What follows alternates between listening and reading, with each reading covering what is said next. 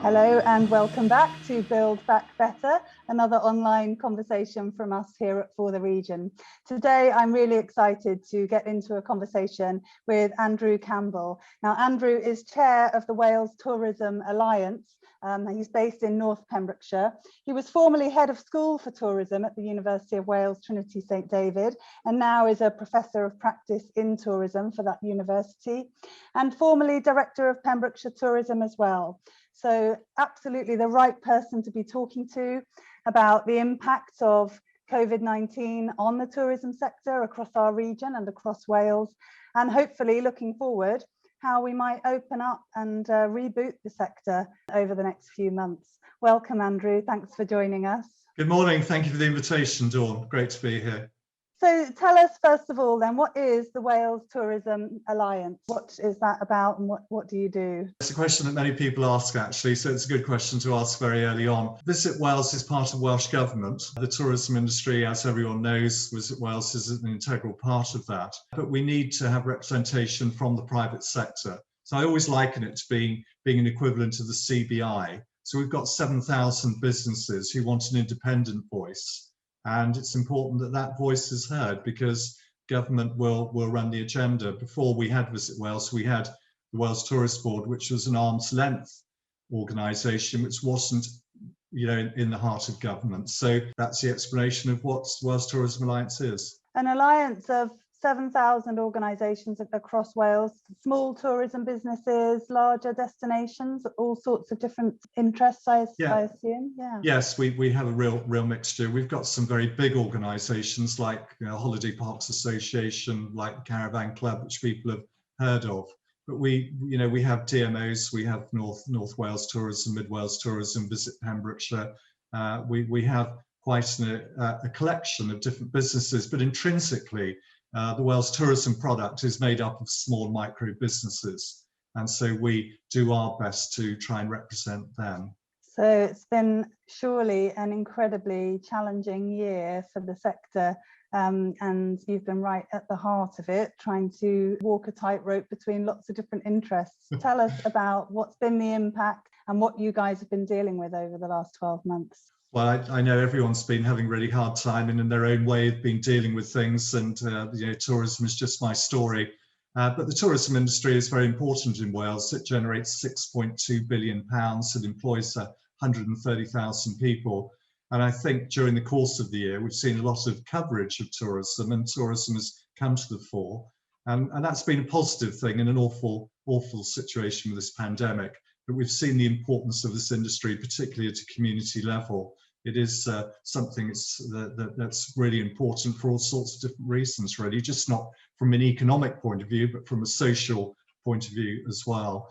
So that has been good. But of course, as soon as the pandemic of the lockdown came, we were on shutdown. But in actual fact, we were probably on shutdown before that, because we were seeing the outbreak of COVID-19 abroad, and so the international travel market was suffering from January. So we did see a downturn. Wales doesn't have a huge dependency on international tourists, as you know, but there are enough, and there was having that impact. People were starting to work at home a little bit more in the beginning of the year. So it wasn't just that magical date of the 21st of March when we went for a complete shutdown. The industry was being affected, and people were staying at home, weren't going out. So we say to people that we were one of the first sectors affected, and we're going to be one of the last sectors coming out of it. And so it's been an enormous hit, and it's been on shutdown for a lot of the time. We reopened, as you know, last year for a short time, and the response from people was amazing. So here in my own Pembrokeshire, we had our busiest August ever. It was absolutely astonishing. So there's a huge pent-up demand, but it's been a tough time for businesses, and we've lost some people. It was all about trying to keep businesses intact and fighting for that financial support to keep businesses going. We have lost some businesses. A lot of businesses are hanging on by their, I don't say fingertips, I say fingernails. And that's why the opening is important. We've got to generate cash and keep going, but it's just a very complicated thing. It's an easy thing to shut down, but it's a much more difficult thing to open up again, particularly as we've got 4 countries doing it in 4 different ways. And tourism does not respect boundaries. And so we have all sorts of issues. And before I came on to this wonderful podcast this morning, Dawn, I was talking about the English alignment and the issues with that and the different Boris dates on the 12th of April and operators. It's very complex. That's interesting, isn't it? And really challenging, the different regimes that we're all under, and confusing for everybody. By and large, would you say that the government has been able to provide the financial support to keep most tourism businesses kind of mothballed and able to reopen? Has there been enough in terms of furlough and everything to keep most of our regional companies alive through this? Furlough's been a lifesaver, so very, very grateful to central government for that. The rates relief was really important. The grants have been very, very helpful, very generous. The Wales settlement has been better than all the other settlements throughout the UK, which is good. But one has to say that the people at the bottom end of the food chain, the freelancers, the very small businesses who perhaps don't meet that criteria, the latest financial support package that's gone out, it starts from 10 employees. A lot of businesses don't have 10 employees. I mean, if on the 12th of March, the First Minister says we're in further restrictions, there will be money coming through for the micro and the small businesses. But there have been some sad stories of freelancers, and those businesses, Dawn, they make up the sense of place of our tourism product in Wales. It's that small business person. So it's been tough for them. It's been tough. Yeah, you sit on a Waleswide task force and sort of UK-wide task force. So it must be really interesting to be part of those emergency conversations. Well, I think it might be interesting. It must be very stressful as well from your perspective. But what are the kind of key issues? What are the arguments about? Give us a fly on the wall insight to what happens in those conversations behind closed doors. Every Friday we have this tourism task force of 10, and we talk through the issues, and it is all about putting the case forward for our tourism businesses and what we can do to help. So they are quite robust. I have found myself walking on a tightrope, and it's very difficult. I mean, the UK task force, there are no minutes and you're not allowed to talk about it. But our businesses want to know what's going on. It's very difficult when you're keeping a confidence, but also it's frustrating because people don't think you're putting the case hard enough. It's quite easy to be a rabble-rouser from the outside, put stuff on social media.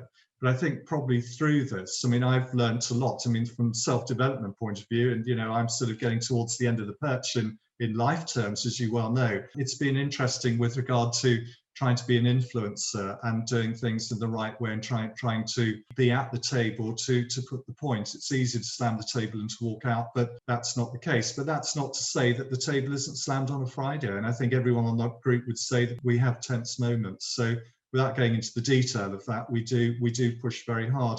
And those sorts of conversations are still ongoing at the moment because, we are hopeful for self-contained accommodation to be opened for Easter. But it's a knife-edged thing because we're waiting to see what happens with the schools. If the rates go up, then all bets are off for tourism and getting the following sectors, because we know, as you know, that tourism relies on other businesses. So just having accommodation, we want the coffee shops, the restaurants, and all the other parts of the package open as well. So it's careful negotiation all the way through.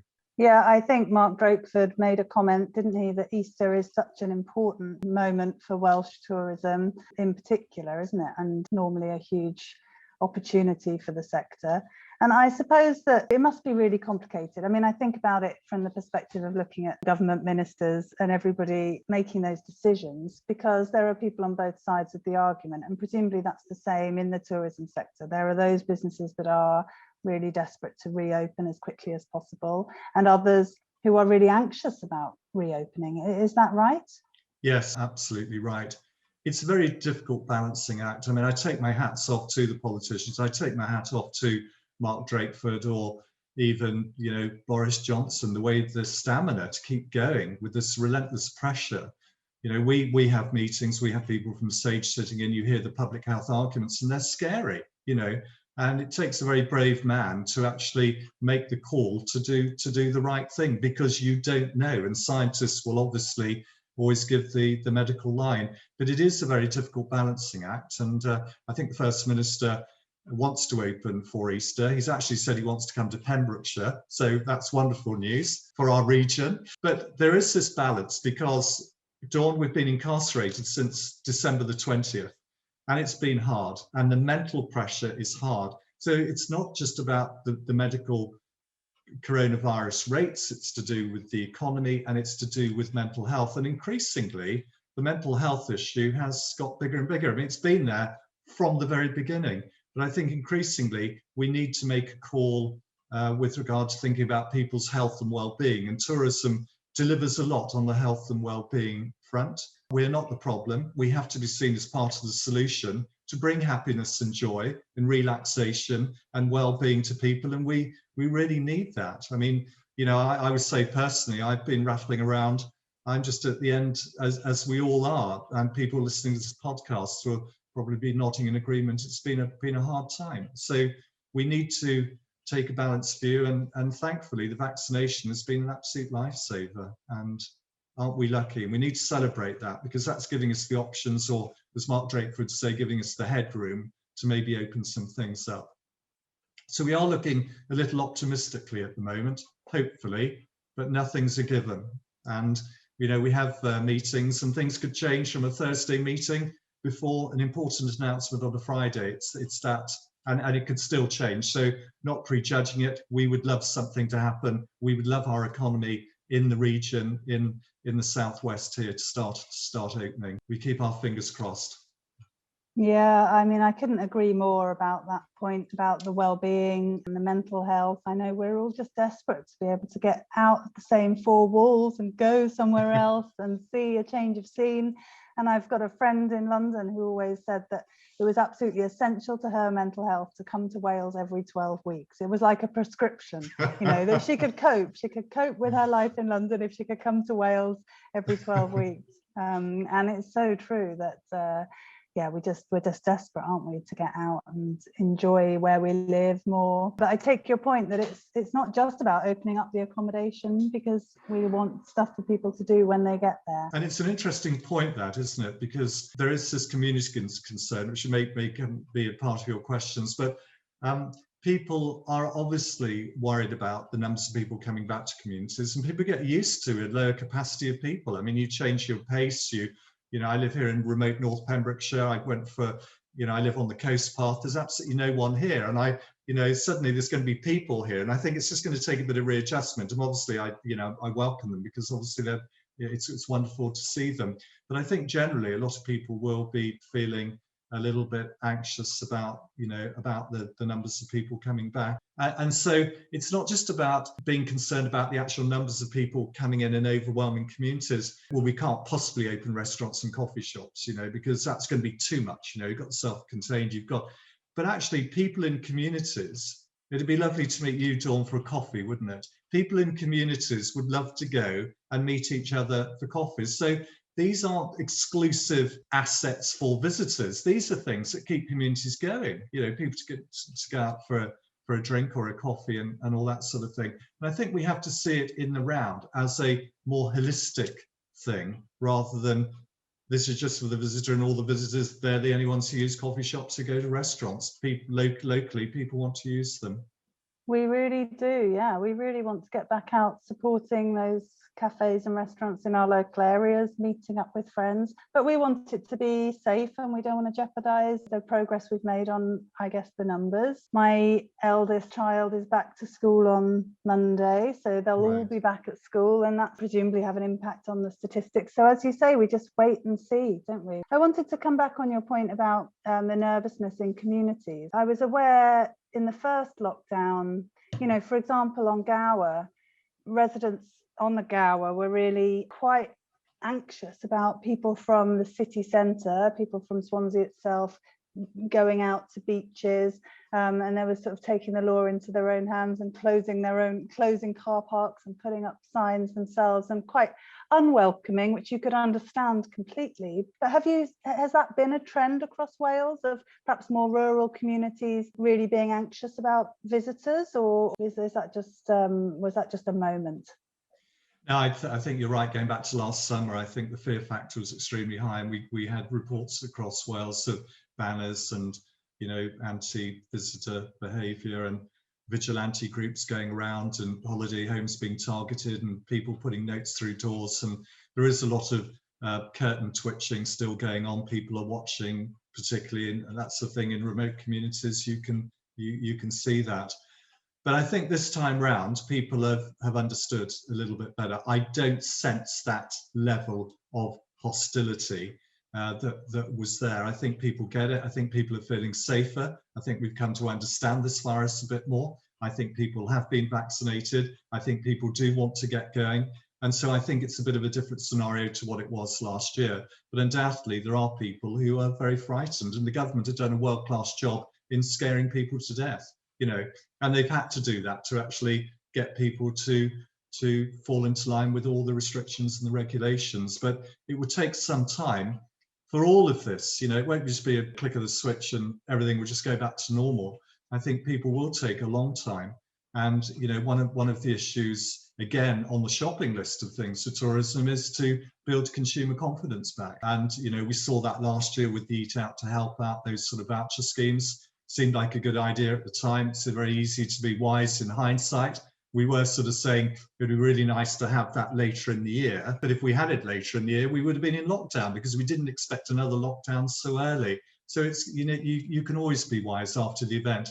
But using vouchers as a stimulation is still something that is being considered if it's needed. But actually what we're seeing is a huge pent-up demand. You know, I think we were all having these deep-rooted thoughts about, oh, is international travel? Will anyone ever go on an aeroplane again? Well, we can see after the announcement from Cyprus last week, after that, there was a huge surge of bookings to go to Cyprus. And I know that you can't get a villa in the Greek islands from the beginning of the summer. So, and EasyJet bookings have gone through the roof, apparently. So there is this pent-up demand. And even though we kind of thought, oh, this is you know, trying to find the positives last year, this is a good thing from an environmental point of view. People will be a little more circumspect about traveling across the globe. I don't actually think that's going to be the case. I don't think we need a lot of marketing. I think when we say, or, you know, things are going to be open for Easter and for the rest of the summer, it's going to be a bumper summer.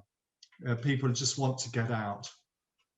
That's interesting what you've said there. We don't think we need a lot of marketing. It's one of the conversations we've had, as you know, for the region, are the hosts of a new community rail partnership for South West Wales, South West Wales Connected. So we're trying to do our bit to talk about how we get people back onto trains and buses across the region. As you say, the government has done a great job of scaring people to death about all these things. Particularly public transport. Yeah. Particularly an issue for public transport. But there have been lots of conversations around the table about the opportunity for our region to position itself as a staycation destination for those who don't want to travel abroad. Do you think that's valid? Do you think actually we won't need to do any marketing? People know that we're already a fantastic staycation destination? Well, I can, you know, just give you the feedback from my businesses, and we do have a lot of self-catering agencies and people like that, and, you know, the phones are pretty hot and, you know, it's just ready to go. So I don't think you need to do any overt marketing. We need to do marketing of a different sort, I think, because the big challenge, and going back to the community point, is actually dispersal. So we need to move these people out of the honeypot areas to go to places. I'm talking to you from the North Pembrokeshire coast, and the coast is always busy. But I'm looking out of my window at the sea. I just turn my head slightly, but I'm also looking at the Preseli Hills. And it's always interesting, you know, you go 2 or 3 miles inland and it's just really remote and empty. And you just look at the coast and there's loads of people on the coast. And so we need marketing to be used in a different way, in a positive way, as one of our things going forward to manage the numbers of people. And so the management of visitor management, destination management is right up there as one of the key challenges when we do open. There's a real job of work there. And I know local authorities are talking, there's a lot of conversations going on about how we manage this you know, expected number of people coming to places around Wales. Yes, you can picture the streets of Tenby absolutely rammed with tourists, can't you? The media love the story arm stories and Snowdonia, and it's trying to avoid all that. I mean, going back to your earlier point, you are right about the public transport. I mean, I was reading something from Stuart Cole the other day, who writes a lot and speaks a lot about transport, and he was saying it's never ever going to go back. It's going to take a very long time, years, to get back to where it was. And I think the best estimates are about 70% of people going back on trains and things. And I actually had a meeting with First Great Western not so long ago, actually, and just giving my view. And it's about trying to sell rail tickets, maybe with holiday packages, with hotel packages. And I know some of the operators say that's quite complex to do, but I think we've got to think out of the box to try and get people back on those trains. So it needs a different sort of commercial view of things like that. Yes, absolutely. That is probably a marketing challenge and a lot to do to get confidence up. We held a regional transport forum not too long ago, over 2 days, with 200 people talking about transport across our region. And there was quite a lot of discussion about destinations like the holiday parks and the visitor attractions. You know, how can we work with them to encourage that sort of joint ticketing or discounted tickets if you arrive by train or by bus, but also making sure that the transport operators are engaging with those businesses to lay on transport links that work at the right times, to meet the bus, to meet the train, to take you to the right place. All of that has to be joined up, and then we've got to market it and sell the story. I know, I mean, it's such a shame really, because before COVID came along, we were making, after so much time, a little bit of headway in getting the public transport green environmental agenda moving, and this has absolutely put a stop to it. So it's now almost seen as irresponsible to be going on public transport.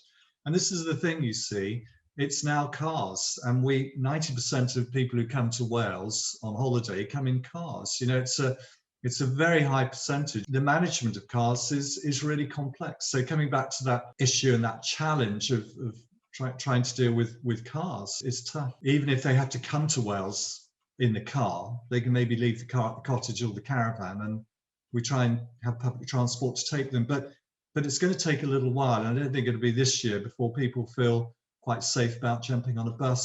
Yes, of course, they've got to spread people out a lot more on the buses. But the message from both bus and train operators is that it is safe, and that they've done everything they can to make it safe, that they're enforcing the social distancing and all the precautions that are needed. So I think we do need to try and talk it up in all the opportunities we have. They've done a huge amount of work to make it safe, and they do still run a lot of empty buses and trains, so there is enough capacity for a lot more bus and train travel. It's sad to think, isn't it, that, as you say, we've taken so many steps back.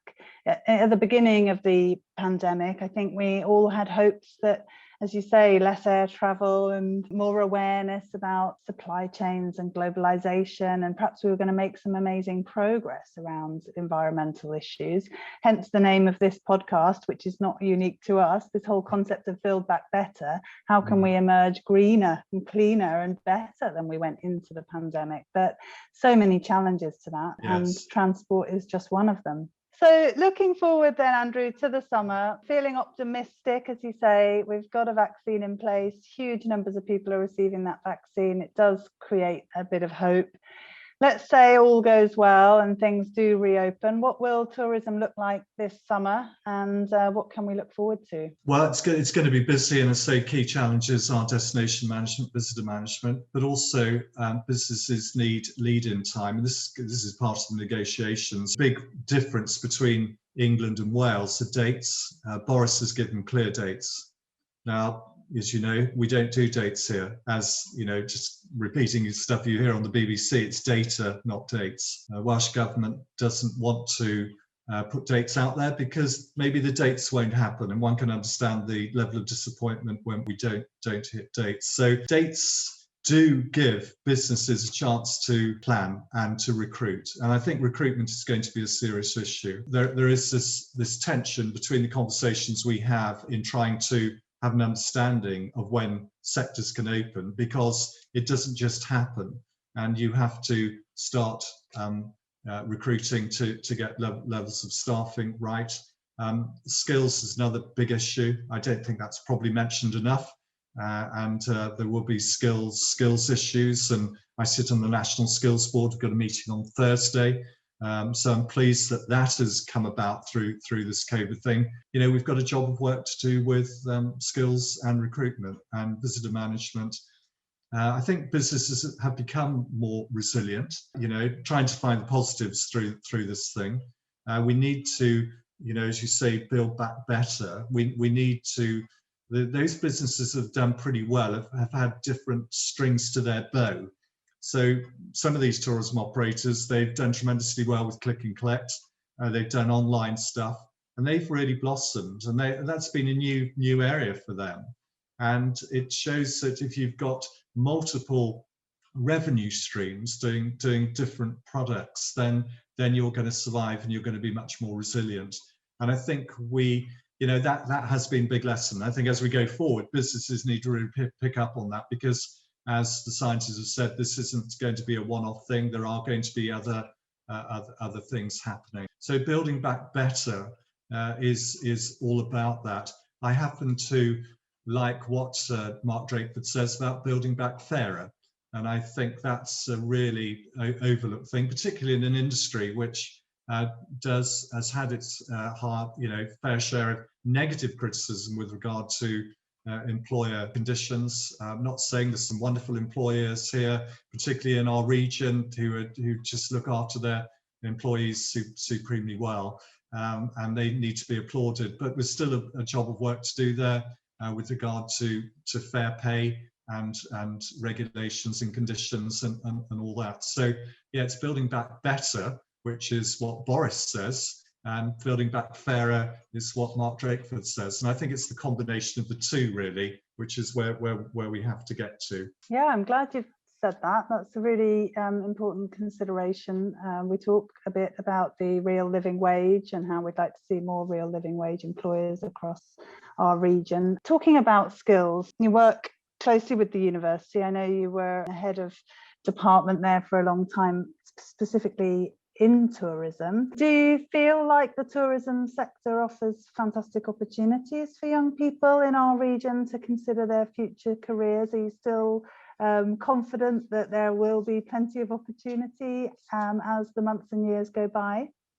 I think so. And I've always felt that passionately through my whole life, you know, and it's always been one of those big challenges to try and change the perception of people. I know when I announced after my A-levels that I was going off to study hotel management, my father sort of collapsed in a heap and said, what are you doing going to do that? And that's been a bit of a driving force, really, throughout my life, because it is a wonderful industry and it offers a great, adds colour to people's lives. If you like meeting people, if you, it has great variety in it. I mean, there isn't just one type of job. So there are many different types of jobs, and it can be very exciting.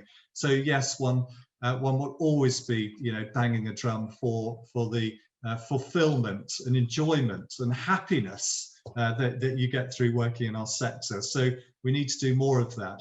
I think what the pandemic possibly has also shown is a growth in entrepreneurship, that people can actually build their own empires, do their own things. And probably empires is a different word, because I think small is okay now. And so to have, and I think people have got this thing about lifestyle a bit better. And so you can have a nice life, a balanced life, but maybe starting off. So the entrepreneurship, small tourism businesses, development, that goes in concert with digital skills. And we've seen everyone, including myself, my digital skills. If anything wrong with the computer, I would always ask a technician or ring someone up. I've had to try and figure it out. And I think people's digital skills have just come on tremendously over the last 12 months, but there's still a lot more to do, and it's very fast moving. So that in the skills conversations I have, it's all about that as well.